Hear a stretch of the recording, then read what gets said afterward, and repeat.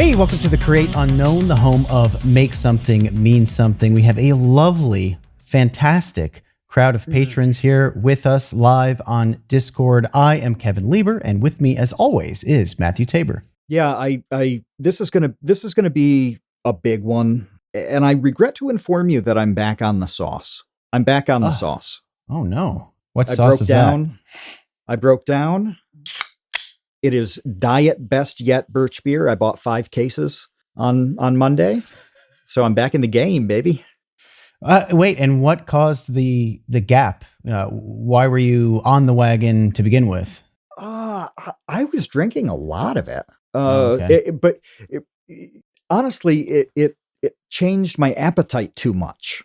Because like this is actually like the hidden problem with soda and seltzer and all of those things, is that the carbonation really affects how full you feel. It makes a little balloon in your stomach, but that dissipates very quickly. And when that happens, it's like a crash, and all of a sudden you're ravenously hungry. So it's like as this balloon passes through, as it gets processed, you go from feeling full to feeling extremely hungry in a really short period of time. And so when I was drinking a lot of soda, I just noticed that, like, oh God, I'd feel so hungry, and then I would overeat. I'm like, no, I need to cut down. So, I'm back to drinking it during podcasts only. Okay. Which, do people around the world know that Birch beer is non-alcoholic, that it's like root beer, it's a soda?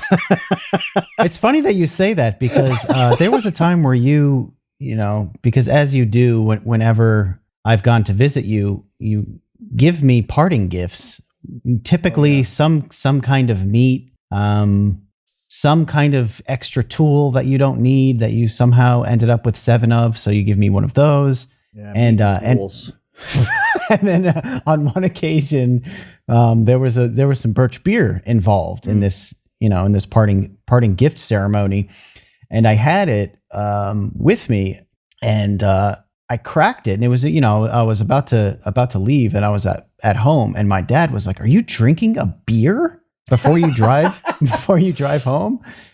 So not only do people, around the world not know that it's not non-alcoholic, my own parents were concerned that I was drinking and driving one day when I cracked one of your Birch beers before I left. Oh God, that's really funny to think that your dad thought that you were just like slamming a brewski before getting on the road for a few hours. Cracking a beer right in front of him just to guzzle that down before I hit the road at like 9:30 in the morning.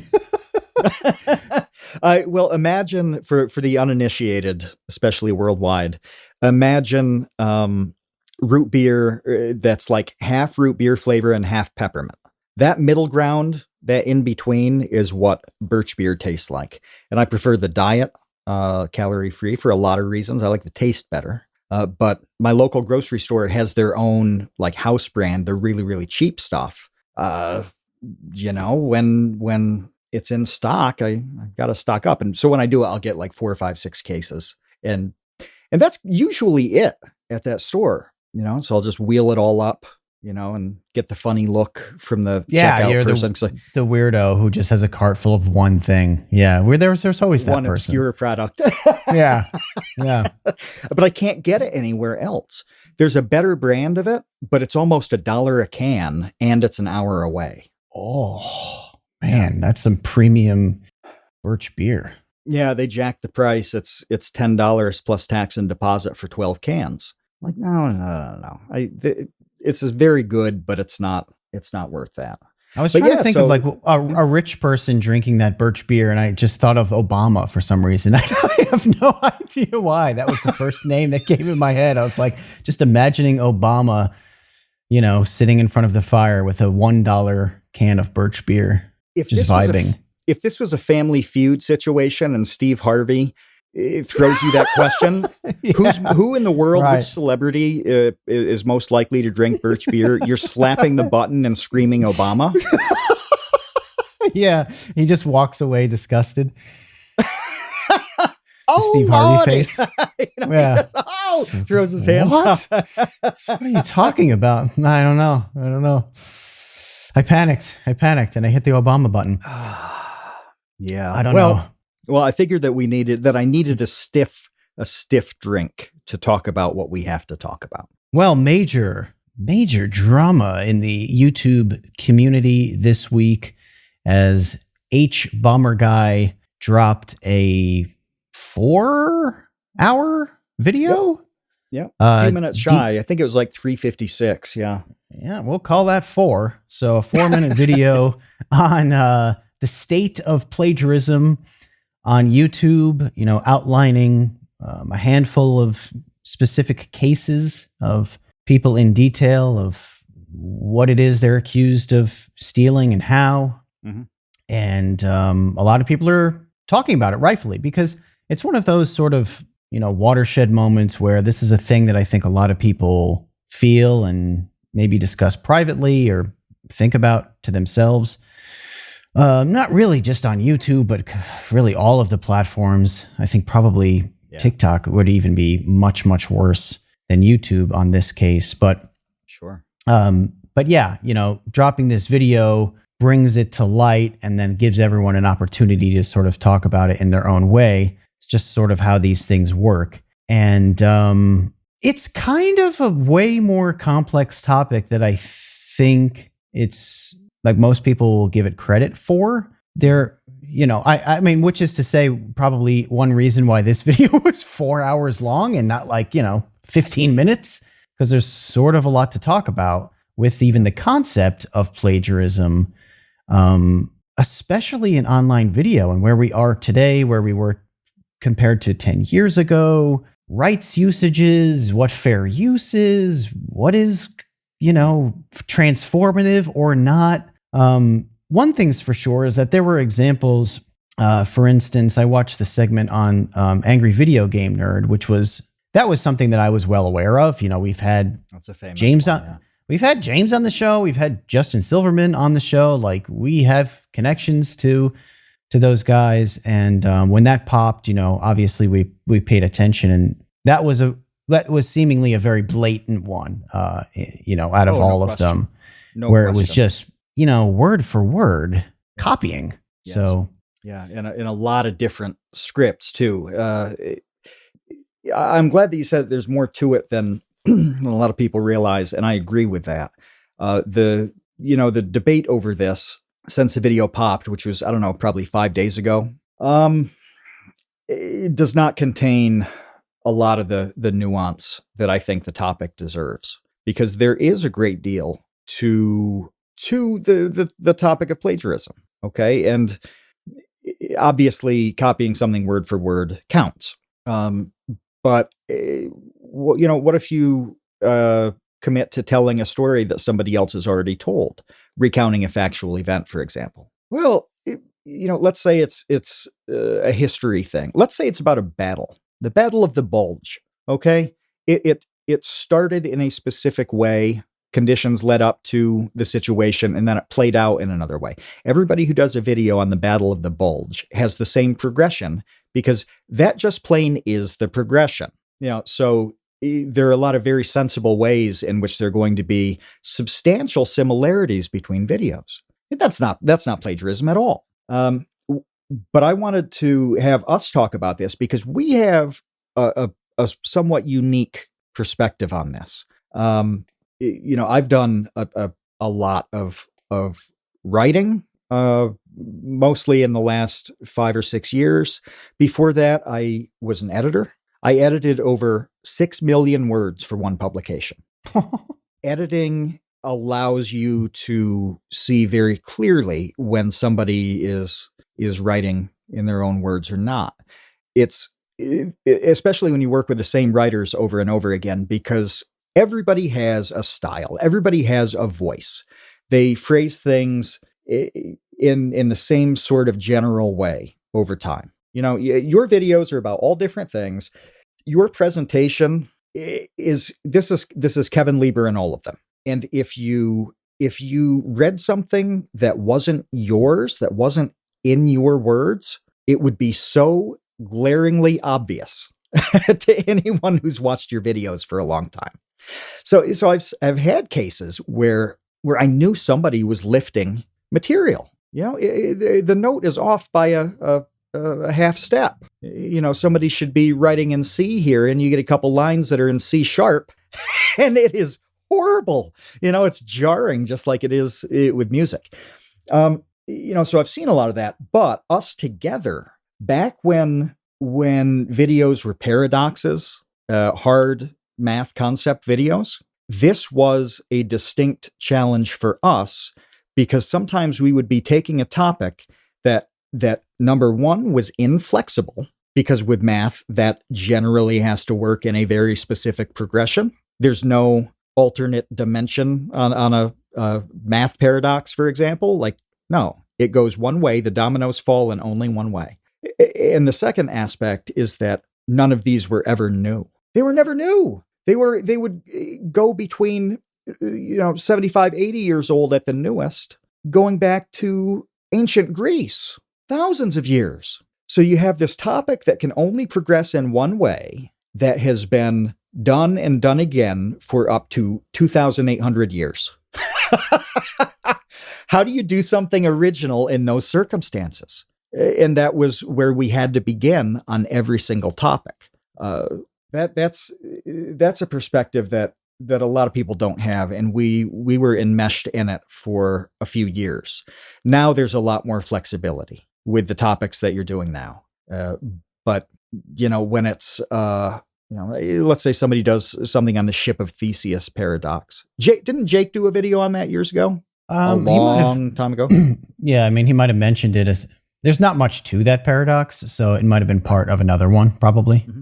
But yeah, that's one of those things where it's like, how do you treat this in a way that's useful in the whole compendium of information about it since the beginning of time? That's really hard to do. And there's necessarily a lot of crossover. We've also talked in the past about the Blue video with Johansson's Blue video, and how these start as exactly the same topic, which is a Seinfeldian, what's the deal with blue? And then, within the first 30 seconds, they're completely different videos that end up complementing each other by telling the story of blue in two completely different ways. So there is a lot to this. Well, and also I would say real quick before we move off of blue, then there were videos after those videos that were made about blue that 100% utilized research that I uncovered in my video, I guess you would say. I don't really know how to phrase that because I wouldn't characterize it as plagiarism. It was really just kind of, referencing stuff that I figured out. Right. And that's a unique dimension too.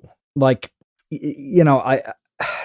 don't want to paint this as having nuance on top of nuance, but it's honestly the case where an educational video, that's kind of a feature more than a bug when somebody begins using that video for their own thing. So on the Foundation for Economic Education YouTube channel, I did a video a couple months ago about a Martin Scorsese film called Kundun, and China's treatment of movie studios in the 90s with topics that are controversial to them, like Tibet, Taiwan, Tiananmen. Those are the three T's to them.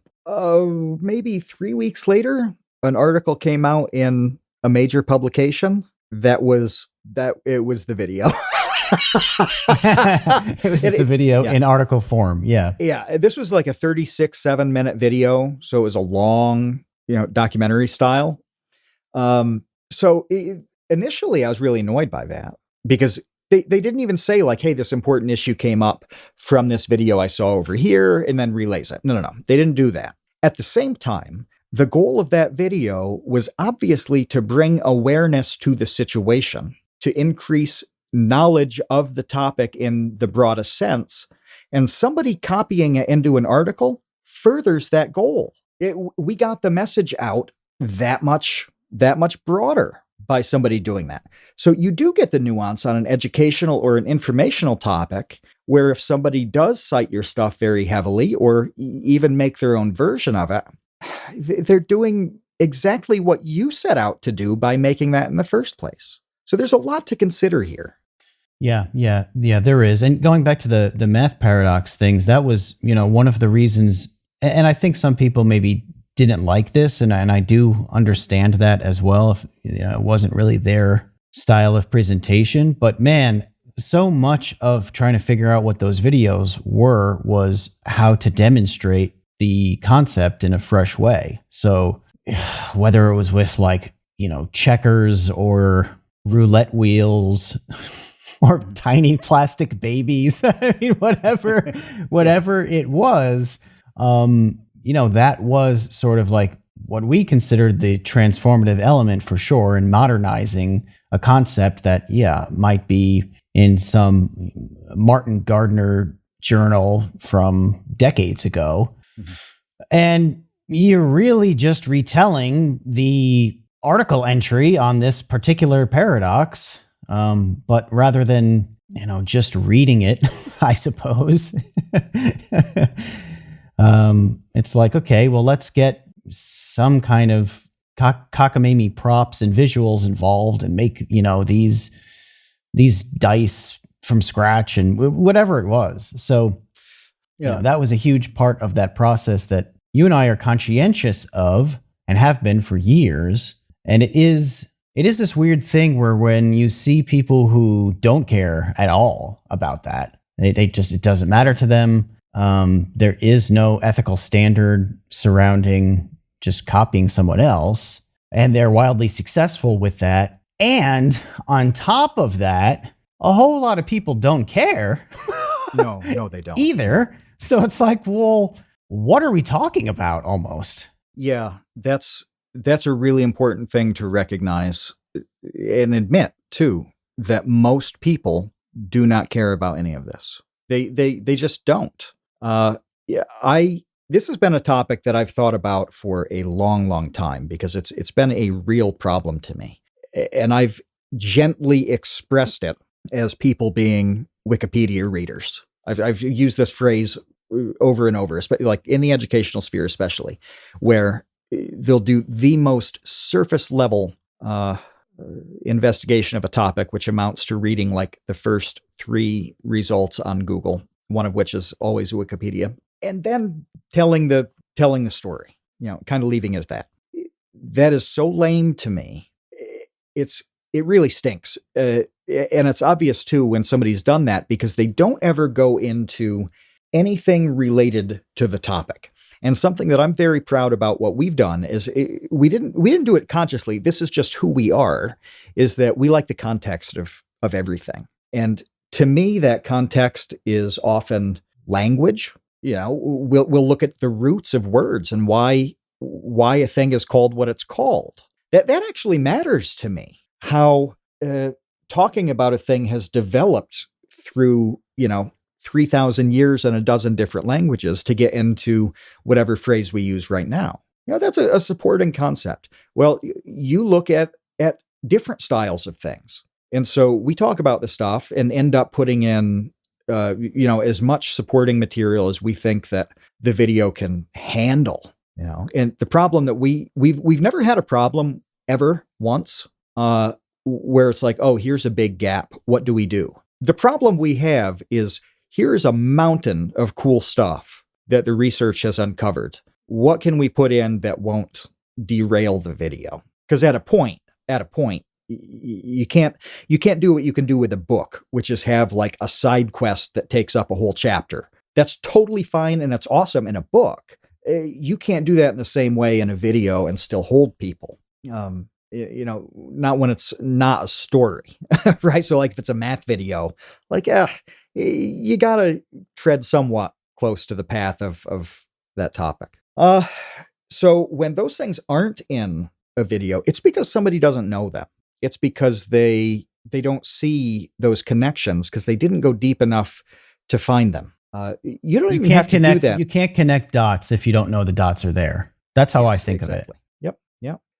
It really betrays the level of research they do because virtually nothing is going to be an original thing in the educational sphere. It's just it's not possible at this point. You have to dedicate yourself to a hyper niche. So when you start researching something, you get some primary sources, then you start to read the things that other people have said or written about that topic. You get that secondary analysis. So you get to see other people connecting dots. This shows you what some of the dots are. And if you're very good at what you do and a little bit lucky, you will find a handful of dots that nobody has really bothered to connect yet. But if there are none of those, you didn't even go to that secondary level of other people talking about the dots they connected. You stink if you haven't done that. And it's obvious. If there's a one-dimensional video, then somebody has barely scratched the surface in the lamest possible way and then told that story as if they've done something. No. If you do that, it is like reading a book in 8th grade and writing a book report. Congratulations, you're as sophisticated as a 13-year-old in English class. That's the level of it.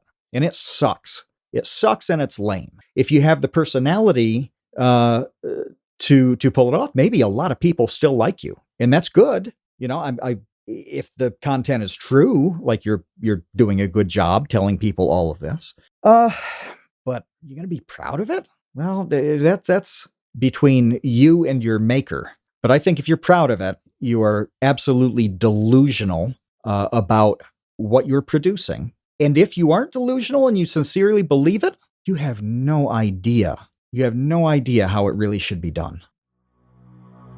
I don't know what you've been sipping, but you've got it all wrong. It's time to commit to the leaf. We've embraced the smoothness and surprising pick-me-up that tea provides. I literally drink it all day long, nearly a gallon a day, and it powers me through research, script writing, and forums on websites that I refuse to name here. But we don't drink normie NPC tea. We drink cultured and refined anime tea from the Dragon's Treasure. Kevin still likes the gunpowder green called Space Cowboy, and I've sampled nearly 40 Dragon's Treasure teas at this point. Lately, I've been slamming black teas like Kentucky Bourbon and liquefied Berserk Despair. Scottish Breakfast is deep and peaty, and I smooth it over with Sebastian's Morning Earl Grey, which has the best vanilla cream taste I think I've ever had in a cup.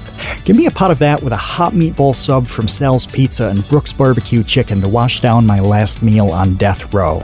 I highly recommend the sampler packs. You'll want to try everything just like I did. I literally have not had one tea that I wouldn't be happy to reorder. The Dragon's Wings membership fuels new tea experimentation, and the Tea of the Month Club provides a regularly scheduled surprise. And when you order from the Dragon's Treasure using code CREATE, you'll get 10% off your order. That's 10% off using the code CREATE at thedragonstreasure.com. The link's in the description. No, but all of this is so complicated. It gets to a level where this is why I think people just they throw their hands up and they don't care. And what I mean by that is like, it's like they don't even care about step 1. They really are not going to care about step 17. So yeah. let me explain. Let me sort of hopefully validate that statement. And I'll give you an example. So freebooting. Right? So freebooting is when someone just straight up rips someone else's content and re-uploads it and, monetizes that. Okay. That happens all the time on all of the platforms and no one cares. Nobody cares at all. If someone's like the whole video, okay, is just straight up downloaded, stolen, and re-uploaded by somebody else so that they can show it to their audience, no one cares. Yep. That is so much worse than the concept of plagiarism. That is literal content theft, and nobody cares about that at all. I mean, you have Not very so much, popular Twitter accounts and Instagram accounts and TikTok accounts, right? That all they do all day is just re-upload other people's stuff. And those, you know what those accounts are? Extremely popular. Yeah, they're awesome. The most popular. Yeah, because it's convenient. It's so much easier to just follow the person stealing everything and showing you the good stuff than to, happened to stumble upon it by following 10,000 different accounts. You just follow the one and you get to see cool stuff all the time, all day. It's great. So the fact is like, if nobody cares about that, how in the world are you going to get to a point where you convince anyone to give a remote, you know what, about someone, slightly rewording an article that they read on the internet and turning it into a YouTube video? Never going to happen. The percentage of jokes that you've heard in your life that somebody told you because they themselves thought of them is zero. Nobody's ever been like, "Ooh, I've crafted a very funny joke. Let me workshop on you." No, really good jokes spread around the world. Somebody obviously did think of them to begin with, but it's probably not your friend Tim. I have sent you some jokes that I've thought of. Yes, but you do like comedy pursuits. I do. Yeah, I do. Very few people have a friend who does comedy stuff. Like, we talked about Donovan. He would like throw jokes out to the group chat all the time. Is this too far? Is this going to get me banned on Twitter? Is this as funny as I think it is?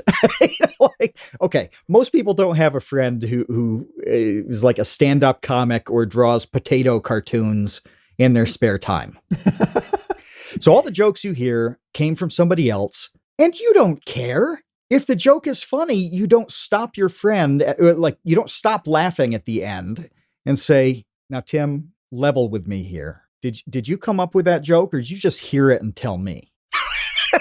That's stupid. Right. Obviously, that's ridiculous. Obviously, it shouldn't work that way. So the question is, what's the difference? What's the difference? And it's subtle. It's a little philosophical. Some people don't care at all. Some people prefer non-original things. I like this with music. I want to go to a bar and see an amazing cover band. I don't want to hear your original shit. Right. I just don't. There's a reason why you're playing in the township of South Lawrence. Yeah, but you're not Madison Square Garden. You are not alone in that. I mean, anyone who's paid attention to live touring acts and musical acts, at least in the United States, I don't know how it is elsewhere, tribute acts are overwhelmingly what people show up for. Yeah. That's what you'll see. Yeah. Yeah. And I like Elvis a lot. And most of my favorite Elvis songs are covers that he did when he was in residence in Las Vegas in the early 70s. His original stuff is cool, but he crushed it on a lot of songs that were other people's. That's legitimate entertainment. There's nothing wrong with any of this. So if there's nothing wrong with it and it happens all the time and everybody's okay with it, / sometimes preferring it, then why is it a problem on YouTube? And that's a real question I think that a lot of people would freeze at. I don't think I was going to say struggle to answer. I don't even think they'd be able to struggle. I think it would be like, that's a good question. Mm-hmm. Yeah, because the other thing, so I mentioned freebooting. Okay, so there's like the most high level egregious stealing content that exists is rampant, and for the most part everybody supports and loves. The next one, which people do complain about, rightfully so, because I certainly I don't like any of this. I don't like any of these levels. But the next one down are these React channels where these people just watch other people's content and quote unquote react, but there's nothing interesting about their reaction. They're not adding any sort of color to what you're watching, literally just watching them watch it.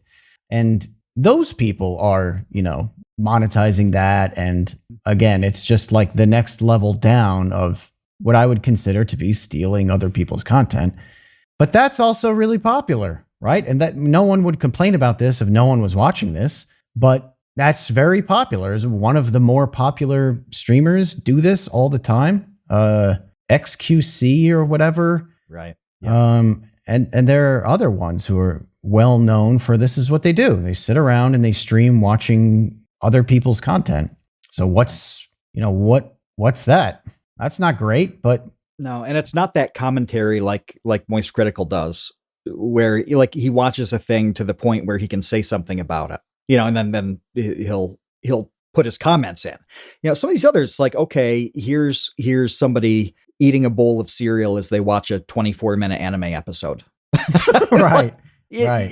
There are levels here. I do want to say that, in the video, in the hbomberguy video, if somebody can tell us how many cases are in it, I can't remember, but I'd say it's probably 8 to 10. Each one is around half an hour. And that's because he is meticulous and surgical about comparing the video to whatever it was stolen from. It's not a couple lines in most of these. It's not like that. Now, one of the better examples, well, the Angry Video Game Nerd one, that there are lots of examples there. Lots of them where it's just, you can tell like this is the source. Well, another one was Internet Historian, who I like quite a lot. He is a great guy. He has, a high level of integrity. Well, he blew it completely. He completely blew it. The segment on the Cave Guy video that hbomberguy does is, it's irrefutable. There's no question that the script for that video came from a Mental Floss article. In style and substance, it was barely even change a few words. It was blatant. Now, I know him. I know Internet Historian. This is not like, this is not, a super hyper casual acquaintance. So I have a sense of what happened there. And this is the other thing, is that I want to make a distinction between two types of plagiarism offenses. One of them is the slimy, scummy, I can do this thing that somebody else has done and get a billion views and whatever. There's some pretty good examples of that in the hbomberguy video. Then there's plagiarism where people have lost control for whatever reason of their process. That is the AVGN James Rolfe example. And hbomberguy does an excellent job of showing what process was the problem. That was this guy named Newt, and an extremely demanding video schedule. One thing I really liked is there's a point where he shows that they accidentally overcommitted to sponsorships and had to break up like a Christmas video or something into 3 videos so that they could do the 3 ad spots. Well, that's really nicely indicative of the pace that they were on and the pressures that they were on. You're like, okay, you can see somebody phoning it in here, which is not wise. I'm not defending that. But you can understand why they did that as opposed to put the work in. So that was really, really good. And I'm sure the same thing happened with Historian. But and you also, sorry to interject, Matt, but you also have to, you also, if you're someone like James Rolfe, you have to trust your employees. If you're working with other people, you have to trust that they are creating original works, right? Like He's not going to be staying up all night, double checking that this guy didn't copy. Because why would he even think that he would? This is the problem. This is why it's very, very hard to identify. Because if you can do that, you have to know what you're looking for. To be able to identify a problem in a script, you have to know enough about the topic to know there's a problem, or this thing is missing, or that's not quite right. If you know the topic to that level, you could just write the script yourself. It's faster. So you get this really odd conundrum where if you have the chops to notice something about a topic, then you don't need a writer in the first place. So and if you think that, and if you think that the guy's copying things in which you're like going to copy and paste chunks of the script into Google to see if an article, you would just not work with that person to begin with. You would never get to that point without just firing them. That's right. If you took everything I wrote and ran it through a plagiarism checker, why would you even, what role do I fulfill? Bye. Yeah. Like if I have to get to that point, I'm struggling. You're usually much better than I am at this, of coming up with some sort of analogy for relationships. But it does seem like if you're at that point where you're pretty sure that person is, cheating on you, then maybe you should just break up. No, that's actually a really good example. If you have to do all of that, then you have a deep problem that's unrelated to the specific thing. It's quite deep. No, that's actually exactly right. So you're not in a position to evaluate the thing, and you have to trust somebody else. Now, this popped a few years ago with Amy Schumer, who I detest. I don't like a thing about her. I'm trying to think of one thing I could say positive about her, and it's probably that I'm glad that she makes a lot of people happy in the world. I don't know any of them, but I know they exist. There's a joke stealing thing that came out with her show, and I think that she is completely and totally blameless because of the mechanism of writing for that show. So for her to know that a joke was stolen, she herself would have to know, which you don't know all the jokes in the world. You just don't. I don't know how many writers were in that room, but it was probably a lot. Yeah, those writer rooms are usually way bigger than you think. And also, I remember reading about towards the end of the run of Seinfeld, this was a thing where some of the Seinfeld writers would go down to comedy clubs, in New York or LA or whatever, hear bits, and then they would turn those bits into like a Kramer subplot. Yeah. How can you, as the person who's at the final end of the process, know about any of this? Does Jerry Seinfeld know? Does Larry David know? No. Right. It's not possible. So that's when I say at a point you lose control of your process, and you do have to operate on an insane degree of trust, and also knowing that person upholds certain principles, that it's extremely important to them. It's really hard to find those situations, and it's hard to govern them as well. When you add people, this gets exponentially more difficult. It is not linear. It is absolutely not linear. When you go from 2 people to 20, oh God. I mean, and what's the alternative? You have everybody policing everybody else? No, that's like the worst period of informants in the Soviet Union, where everybody's watching their neighbor and then calling them in to get like a little bit more bread. It's a horrible environment. Nobody wants to work in that. That will kill your process. So all these controls and fixes for the problem make it worse. This is not an easy situation. I was talking to somebody a large YouTube creator, high 6 figures, I think, on subs, probably low 4 figures on net wealth. Well, we were talking about how something like the Cave Guy script happens. That's really easy to prevent because, again, if you haven't seen the video, the original Cave Guy script was lifted from a Mental Floss article.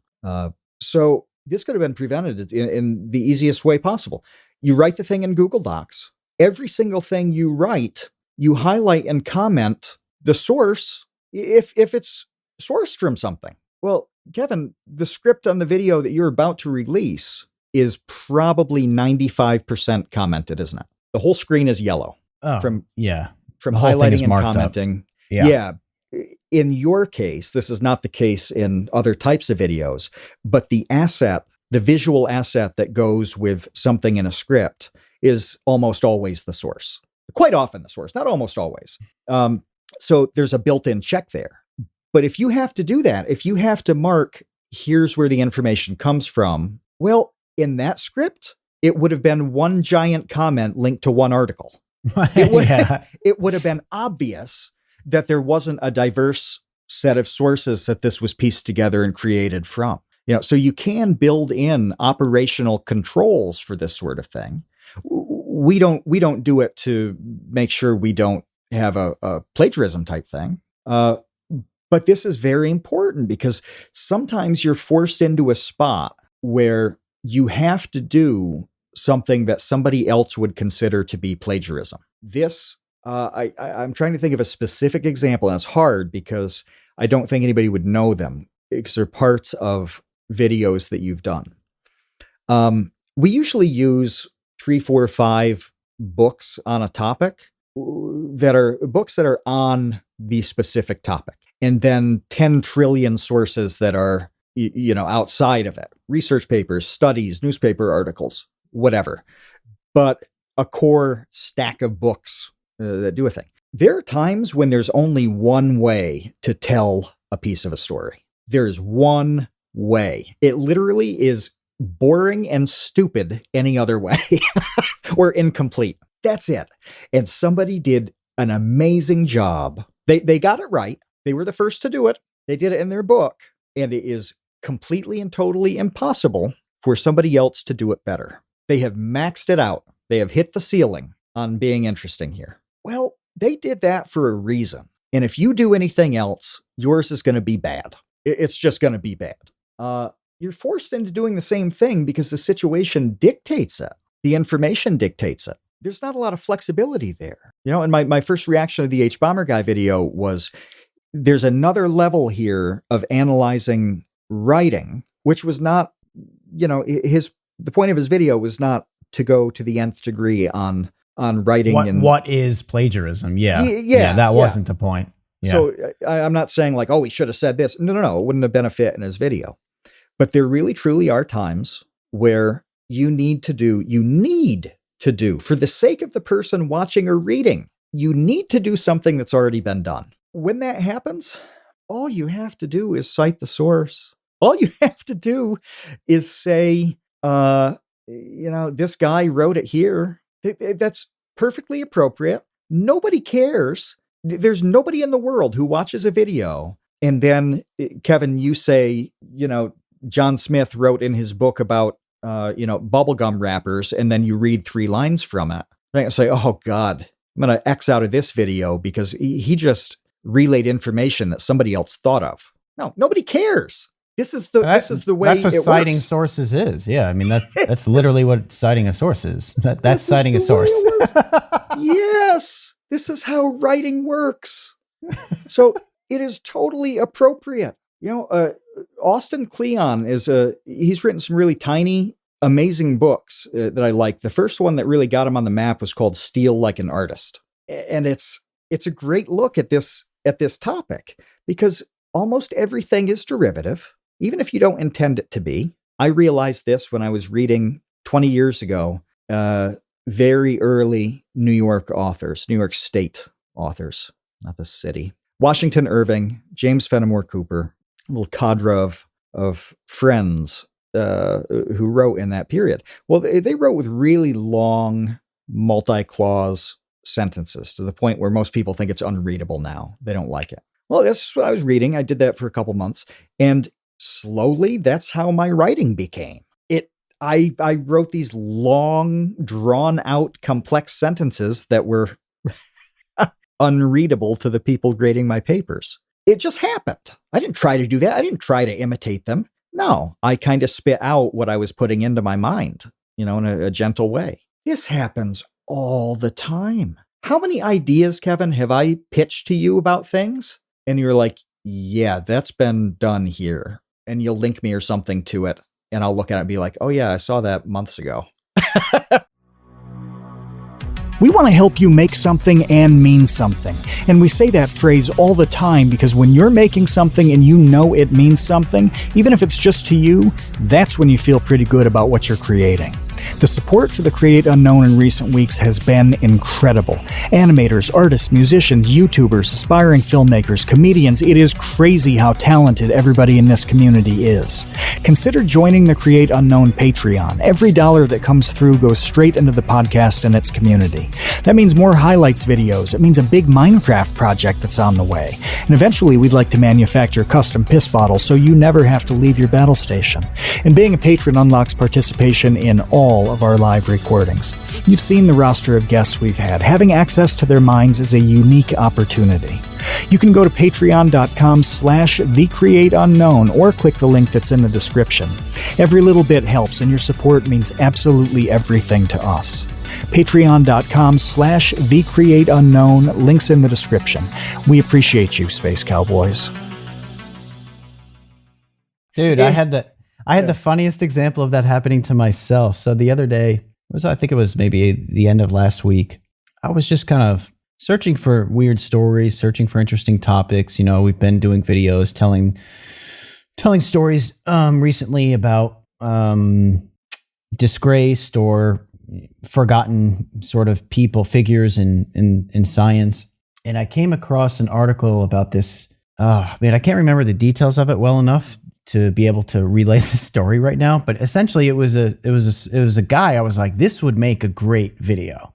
Like, this story is really compelling. But there was another one that I sent to you, Bogdanov or something. Well, yeah, maybe that'll be it. Bogdanov. Maybe that'll be yes. Yeah, a video next year. That was a different one, but it was the same day. I was like, man, this would make for. I think we could do it. I think we could turn this into a good YouTube video. So I went to YouTube and I typed in his name, and Veritasium's like most popular video in the last 2 years is a video about this guy. I was like, oh, okay. Never mind. Like, it was wildly popular. Like, Derek did a video and it has 20 million views or something, just completely bonkers viral.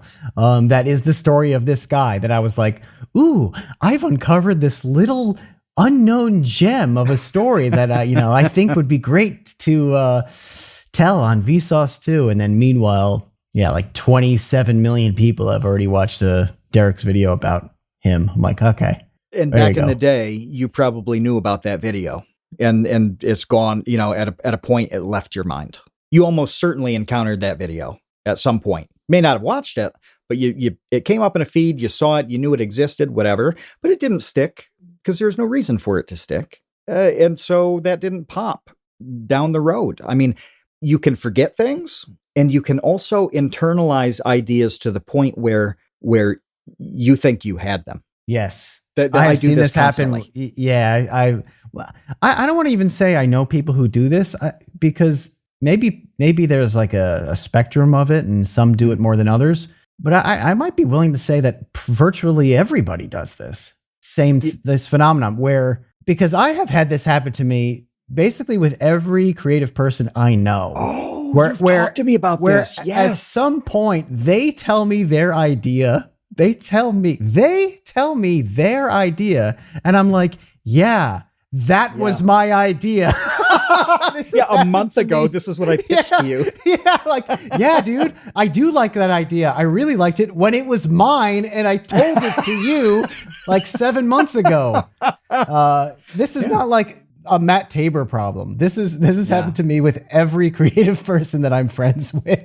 No, I had a rift in a relationship because I insisted that I had invented a particular dish, cooking dish. And I still believe that I did. I still think that I did. Well, the lady was, recipe or a literal dish? Yeah, no, I'd cook something. I'd cook something, and then it's like, yes, I invented this. And then she insisted that no, she'd invented that.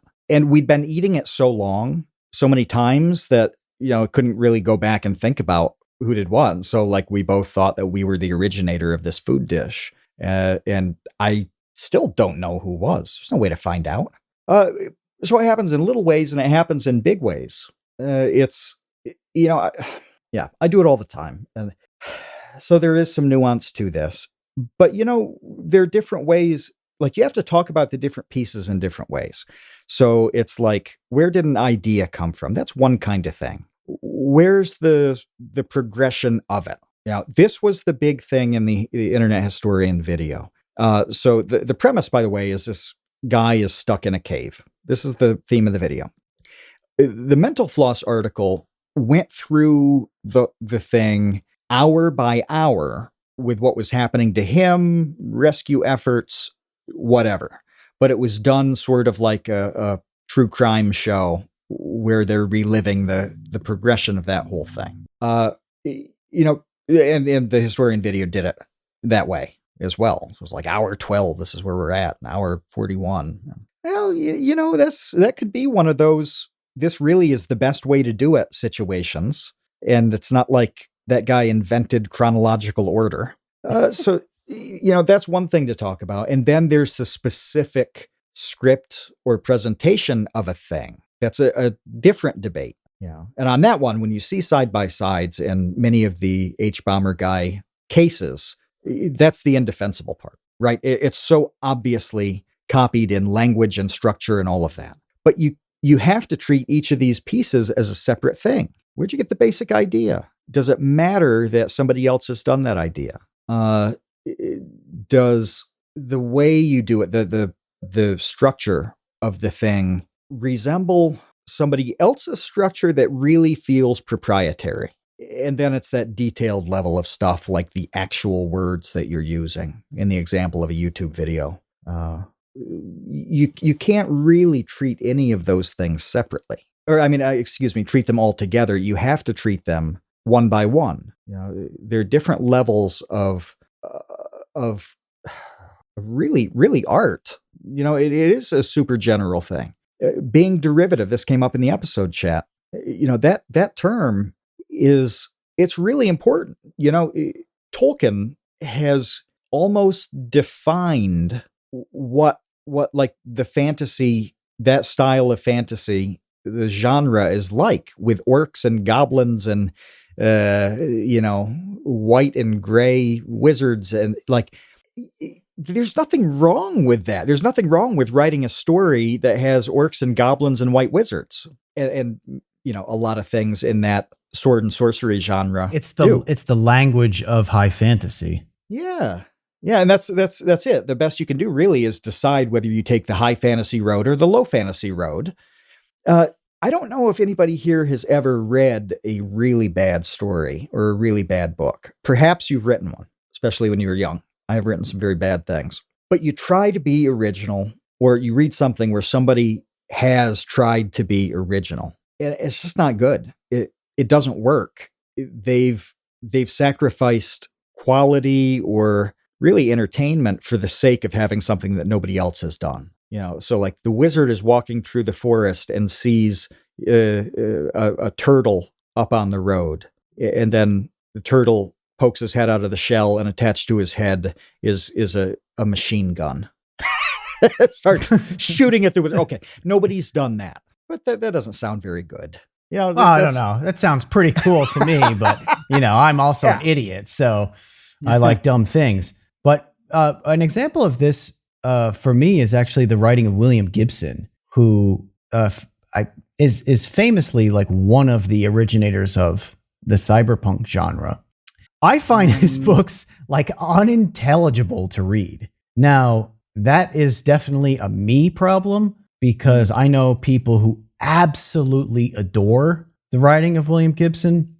It's obviously very, very smart and sophisticated, but the level of jargon in that dude's books, like I tried reading Neuromancer 6 times maybe, and I really don't know if I ever got out of the first chapter, which is crazy, and maybe just says a lot more about me than it does him. But man, it's just all like Johnny connected his Zargon to the Florpon 7, and because he was tired of being flooped around by the Zimzabs. And you're like, dude, I don't know what you're talking about, and I don't care, so I'm done.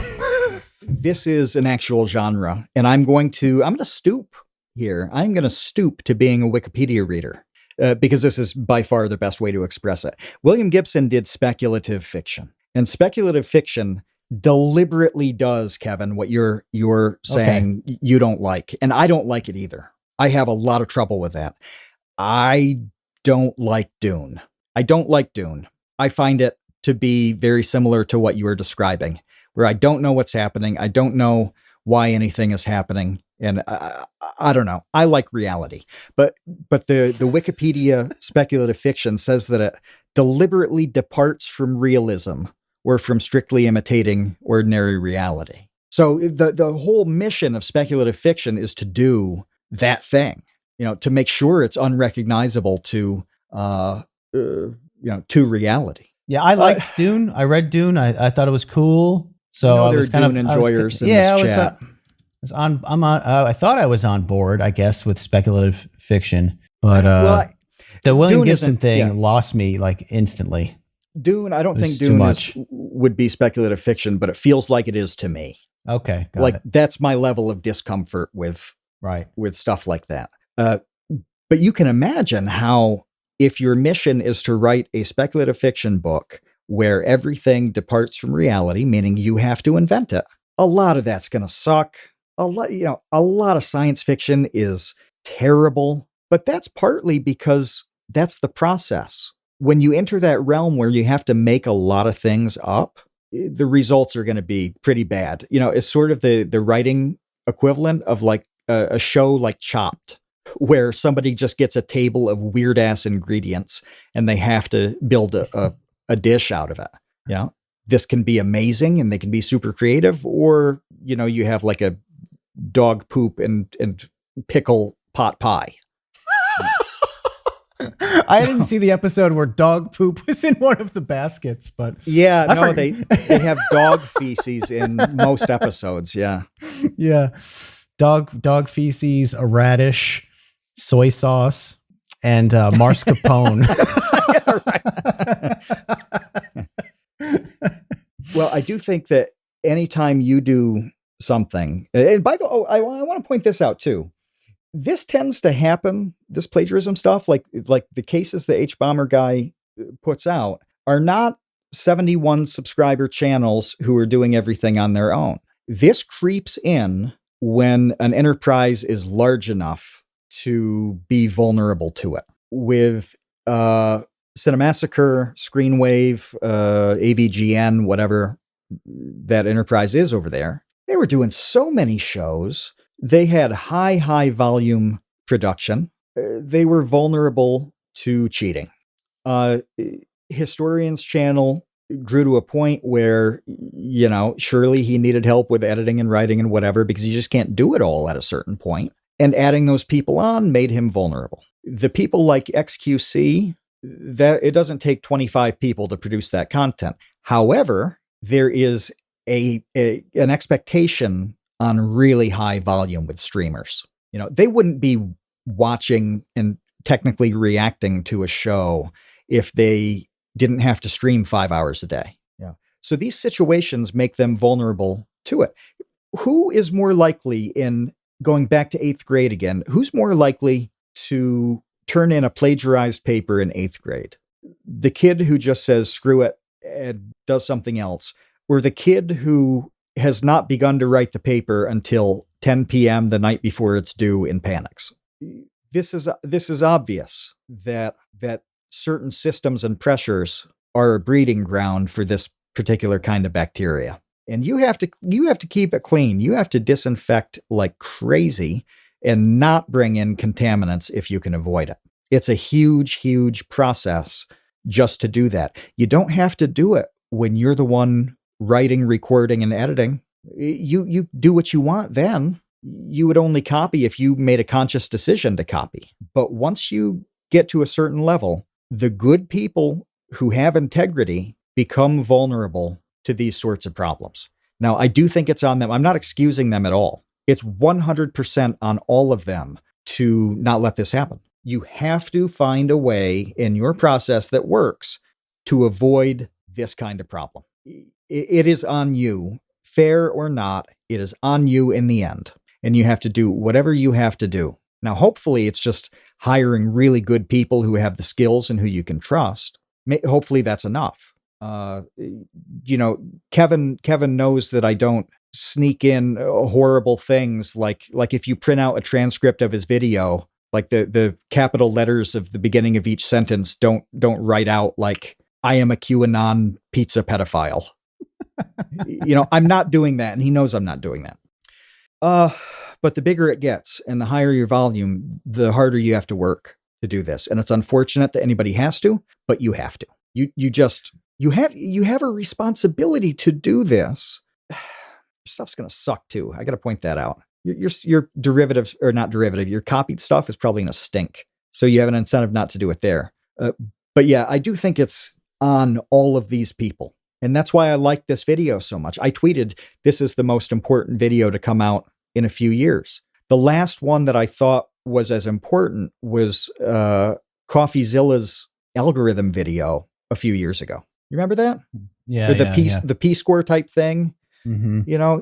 That was important YouTube-wide stuff. So is this. It's not just for the creators either. When you're watching, you should think about this and think about what you want. If you don't care, that's cool, and I'm not going to give you a hard time about it. You enjoy what you enjoy. If you want really good content, you have to find the people who are making it and commit to them. You have to value that process. You know, we know a lot of people who make very good stuff with top-notch integrity and detail. They exist. But yeah, it's on you just as much as it's on the people making it. So my big takeaway with this whole topic really comes down to, like, is this a, tree falls in the woods and no one's around to hear it, doesn't make a sound? I think this is one of those, because I don't have the answer to this question, but the question is looming large over this entire discussion, which is, does anyone actually care? Like, there are certainly enough people who care about the drama of it to watch the video and talk about it because it's juicy. The drama of it is juicy. So so hbomberguy is getting millions and millions and millions of views on this video, and everyone's talking about it because it's exciting and interesting to discuss, to spill the tea on this plagiarism issue. However, will there be any fallout in any measurable, meaningful capacity to anyone who has been highlighted in this video? Are there actual, because let me sort of define a little bit what could happen and what I'm assuming will not happen. Okay. So with human beings, there's this thing called social pressure.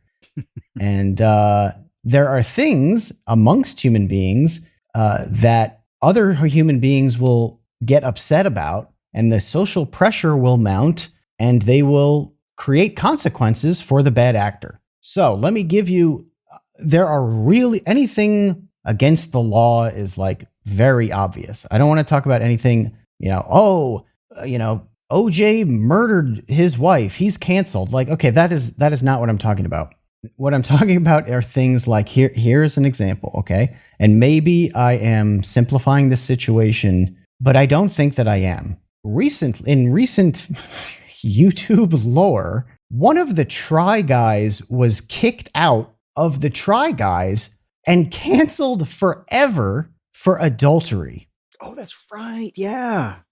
Do we all remember this? Unless there was something else that this dude did that was more cancel worthy or more egregious, I don't think that there was. I'm pretty sure that this dude cheated on his wife, and the internet and the fans of Try Guys found out about this adultery, and that dude is done.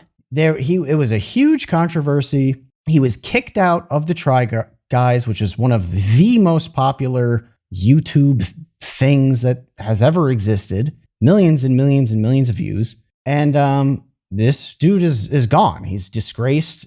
From what I know, I don't remember like any big comeback from the Try guy kicked out of Try Guys. From what I understand, this guy has no more career because of cheating on his wife. Wandering. That, my friends and listeners, is what you call social pressure. Mm-hmm. People got together who don't know this guy, don't know his wife. They don't know the person he had an affair with. They don't know these people personally, but they all got together and were really upset by this situation and collectively decided we will not tolerate this. We want this person cast out. They are exiled he is exiled from the Try Guys. We no longer wish to see this guy try is what happened in that situation. So, God, I wish I knew how exactly they let him go. If they used a line like that, like you've tried and failed.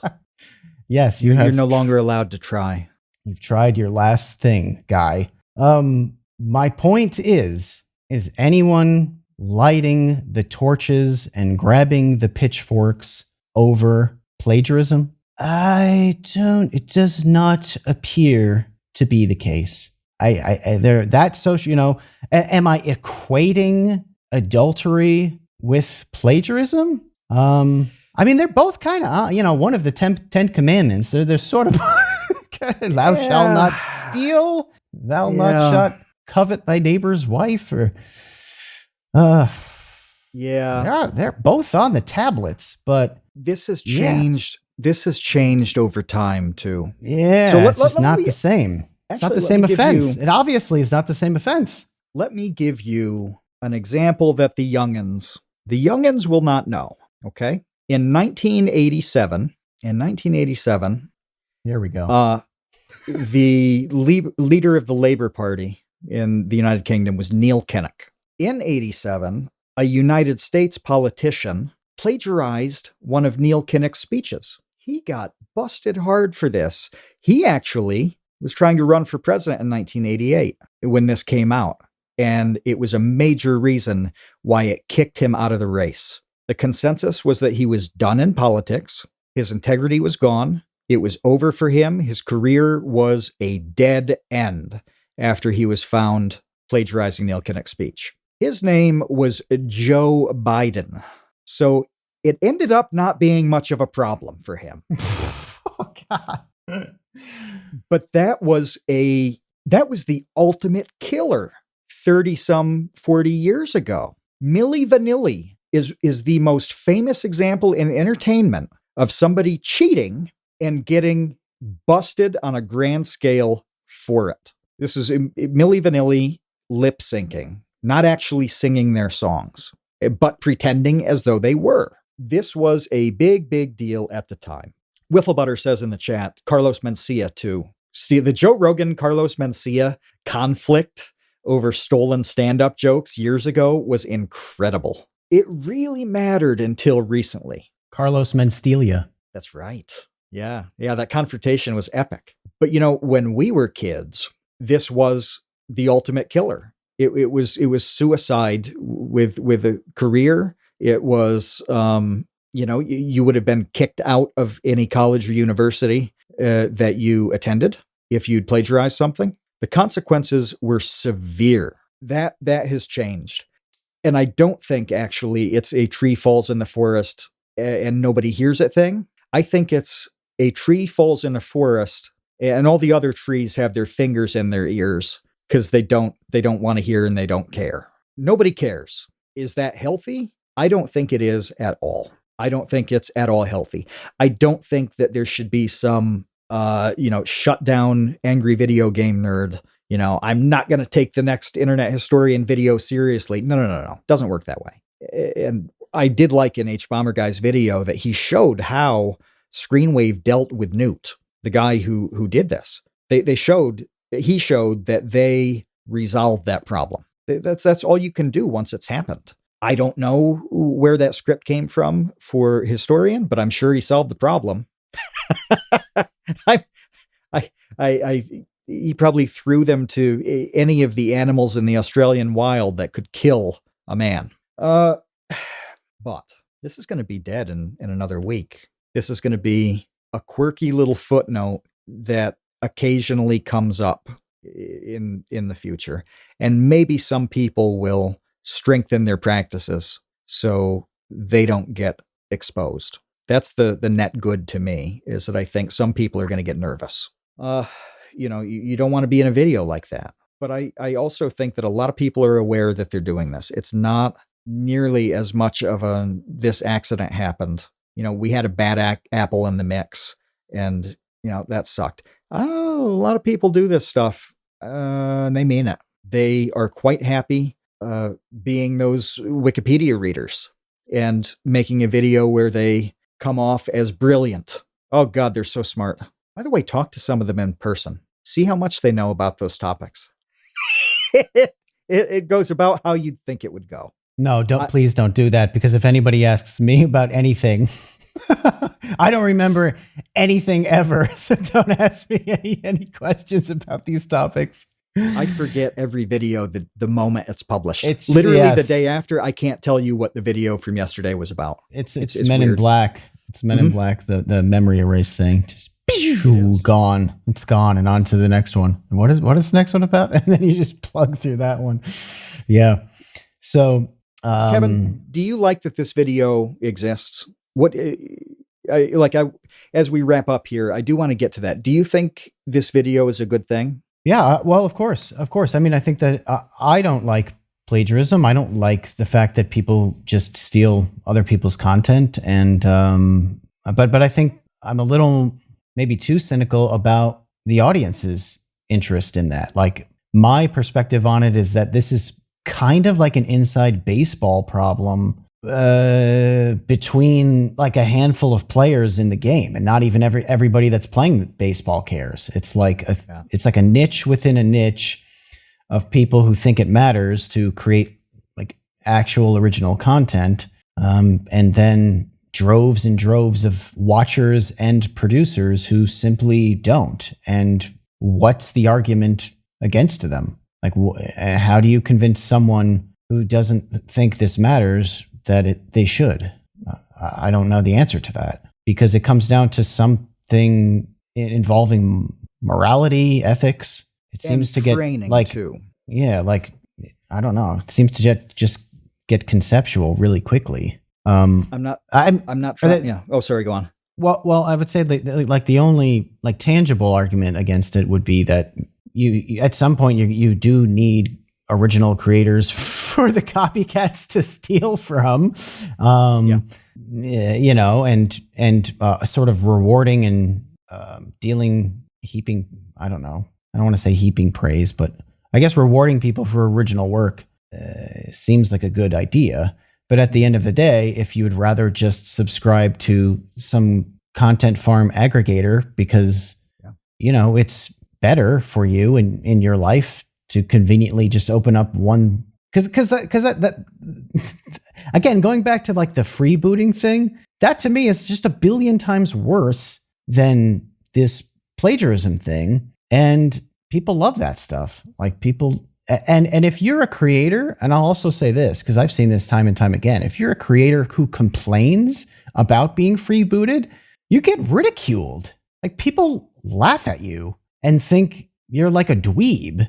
And I don't know what else, like being overly precious or greedy or something about the fact that you're upset someone stole your original creation. Like, you are, I don't want to say tarred and feathered, but you're kind of, I guess, ridiculed for even caring about your own thing being stolen. Yeah. Like, what kind of environment is that? But that's the environment that we're in with online content creation, 100%. An additional element to this that I'd like to talk more about in the future is it comes from me being a much stronger defender of higher education than most people are at this point. Almost everybody thinks it's a waste of time and money, especially in our realms, especially in our business. You won't think it matters at all. Well, they're dumb and wrong, and I'd like to expand on that.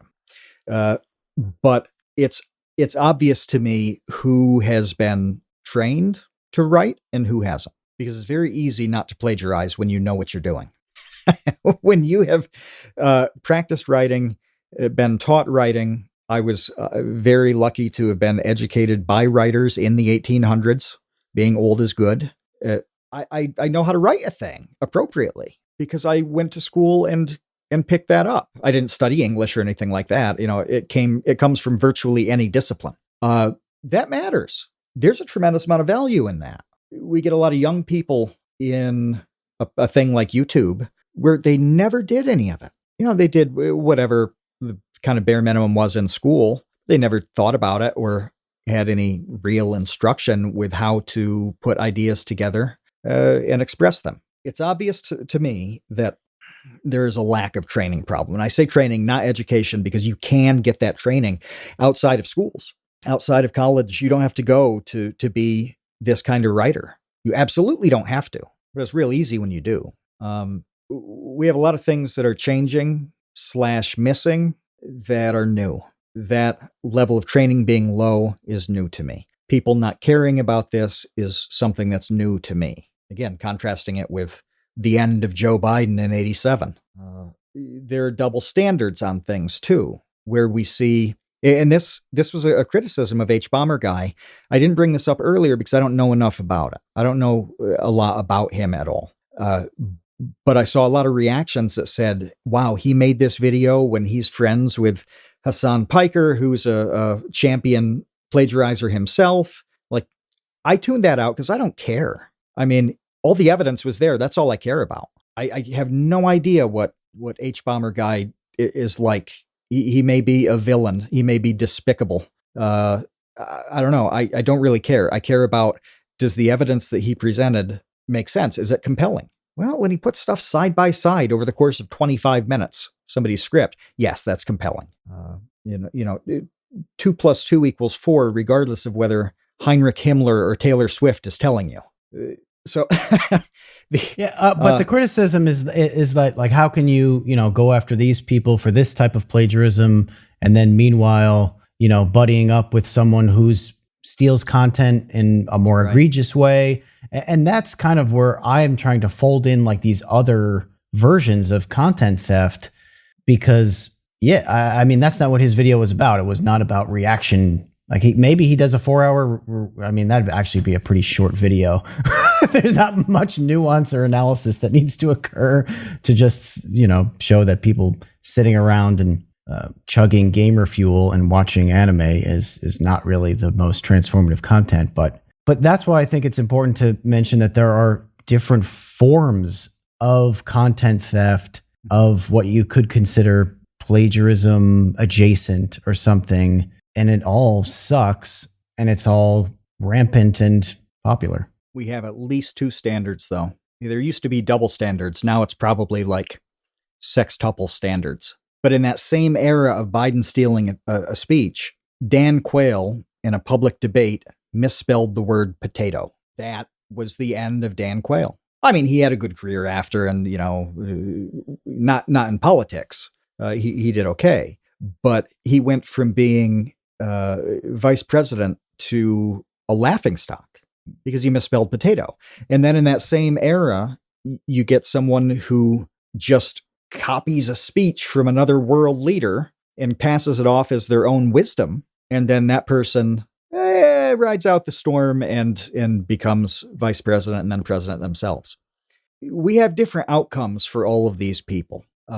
I certainly saw standards being applied very, very differently on Twitter with this whole debate. There was some weird tribalism going on. I think it's very important to be honest about this stuff. Like I said, I love Internet Historian. I personally value him. And you can still say, well, he blew it on this process.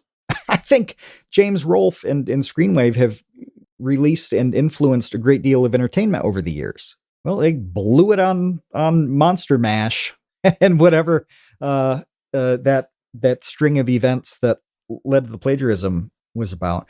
You can have both things here if you apply the standards consistently. You can do that, and it's okay. That's how you do it. And I wish I saw more of that. I was really disappointed to see people ignore the video because they didn't like hbomberguy or had massive criticism about him, his own lore, which again, I don't know because I don't care, and his own personal associations. That's different. That's separate stuff. That's drama, commentary, whatever. I don't care. I'm 41 years old. I sincerely just do not care, but I do care about the evidence. Yeah. So we actually had a second topic in mind for this podcast, and that'll be next week's episode instead, because there was so much to say about this topic. At this point, I want to throw it to people listening to leave comments and just let us know what your thoughts are on this, with sort of like the big question being, do you care? And maybe do you recognize and value people who do create, original works online? Thank you to all of our patrons for hanging out. If you want to become a patron, go to patreon.com/thecreateunknown. We are a Patreon supported podcast. We are here thanks to our patrons. So thank you to all of them. And we'll be back next week. But until then, see you, Space Cowboys. Thanks for listening to The Create Unknown. We make this show with the support of our patrons. 100% of that goes directly to keeping episodes going every week, and the recent support has been amazing. Sidpoke, NRM, Venture Addicts, Weezer Good, you all really do make this show happen. Thank you to the Tots and Dumpster crew, old and new, who save tiny little lives every month. Thank you to our grizzled, battle-hardened child infantry. Clemente de los Santos, Dan the Latch, Demetrius Andrews, Erica Farrakhan, Jen Mefasanti, Kevin Menard, Mikhail Steinke, Monahim, Natsu, Penny Peddler, Risebread, Ryan Kinder, Samuel Manser, Sean S., Sean Malone, and Tom Vidioger. And a tremendous shout out to our elite baby gang commanders: Atrocious Guff, Kat, Dojangles, Graham Robertson, James Gallagher, Jeff Davis, Orange Vanilla Coke, Patrick Pister, TCU's personal pilot, Andy, Ryan Carroll, Baseweight, Vinthos, Yeetus Deletus, Jonas Walter, Nathan Robinson, Jelksies, and of course, Trevstead. You are the elite.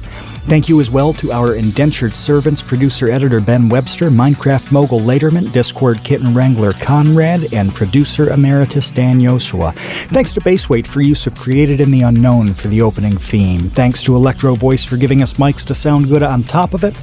And a special thanks to Main Gear for powering all of our PC endeavors. The Create Unknown is an Unknown Media production in partnership with Studio 71.